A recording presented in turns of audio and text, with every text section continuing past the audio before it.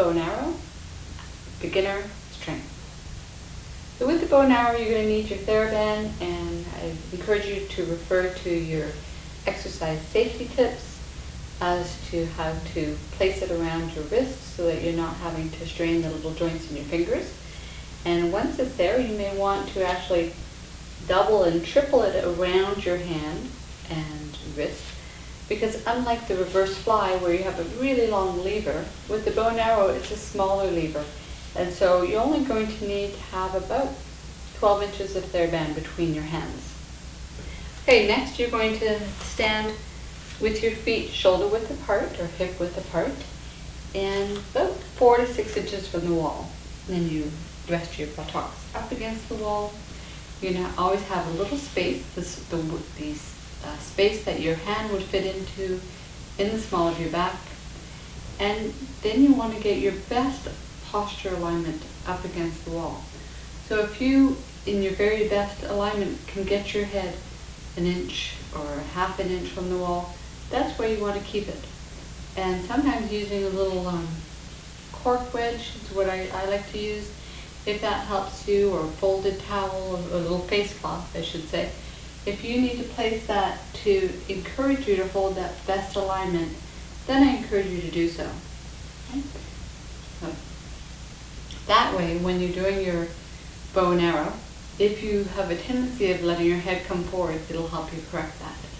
Now, in this position, arms down by your side, I'm going to raise my arms so my thumbs are facing one another. So breath in. My left arm is going to be my anchor, and I'm going to pull back with the right.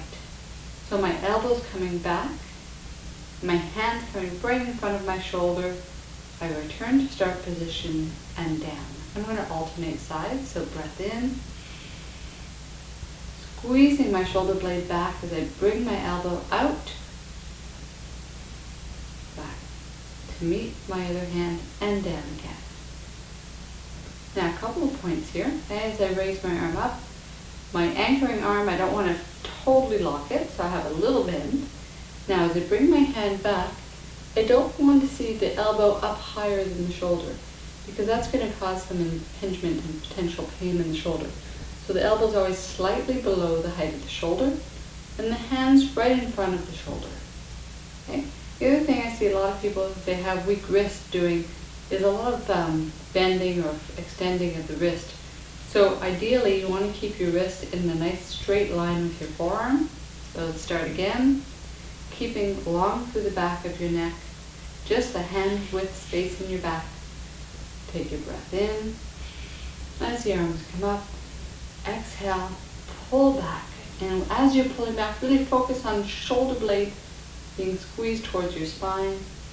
Come back and down. One more time, opposite side.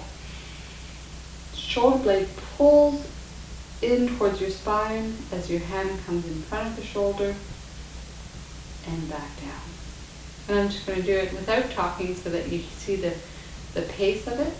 Breath in.